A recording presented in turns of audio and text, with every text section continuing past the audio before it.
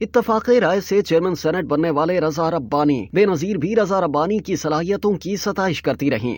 Pakistan peoples party ने इस मरतबा पार्लिमानी उमूर में गैर मामूली तजर्बा रखने वाले सीनियर सेनेटर को टिकट से महरूम रखा। इनमें ऐवान में पार्टी मौक़िफ़ को मौसर अंदाज में पेश करने और आईन व कानून पर दस्तरस रखने वाले रज़ा रब्बानी भी शामिल हैं, जो ऐवान वाला में अपोजिशन लीडर और चेयरमैन दोनों मनासिब पर अपना किरदार अदा कर चुके हैं। खुद पीपल्स पार्टी के ज़रा इस फैसले पर अपने तहफ़्फ़ुज़ात रखते हैं। पार्लिमानी उमूर के हवाले से बेनज़ीर भुट्टो रज़ा रब्बानी की सलाहियतों का मुतअद्दिद बार एतराफ़ और सताइश करती रही हैं। गो के उन्हें 2015 में सेनेट का चेयरमैन बनाने का फैसला पार्टी चेयरमैन की हैसियत से आसिफ अली जरदारी का था, लेकिन कम लोगों के इल्म में होगा कि इस बारे में पुरजोर दबाव और दरखास्त अवामी नेशनल पार्टी के सरबराह असफंद यार वली खान की थी। एक निजी नशिस्त में जब सेनेट के चेयरमैन के लिए आसिफ जरदारी और असफंद यार वली के दरमियान नाम पर मुशावरत हुई तो असफंद यार वली ने मियां रज़ा रब्बानी का नाम तजवीज़ किया, जिस पर वहाँ मौजूद एक ऐनी शाहिद के मुताबिक आसिफ जरदारी साहब ने असफंद यार वली को जवाब में कहा कि खान ये तो खुद बड़ा लीडर है, मैं तो किसी कारकुन को चेयरमैन बनाना चाहता हूँ। ताहम बिलाखिर असफंद यार वली खान की बात मान ली गई और हासिल बेजंजो महमूद खान अचकजई और मौलाना फजलुर रहमान की मुश्तरका कोशिशों से रज़ा रब्बानी बिला मुकाबला सेनेट के चेयरमैन मुंतखब हो गए। कारकर्दगी की बुनियाद पर जब अगले दौरानिये के लिए उनका नाम लिया जाने लगा तो उनके मुकाबिल सादिक संजरानी का नाम आया, जिसके सामने रज़ा रब्बानी कमजोर साबित हुए। बहरहाल ऐवान बाला का ऐवान ही नहीं बल्कि लॉबीज के मुख्तलिफ गोशे और दरो दीवार भी पार्लिमानी तारीख में रज़ा रब्बानी की याद दिलाते रहेंगे। ताहम ये इम्कान मौजूद है कि बिलावल भुट्टो उनकी सलाहियतों से इस्तेफादा करने के लिए पार्टी के किसी और प्लेटफॉर्म का इंतखाब करें।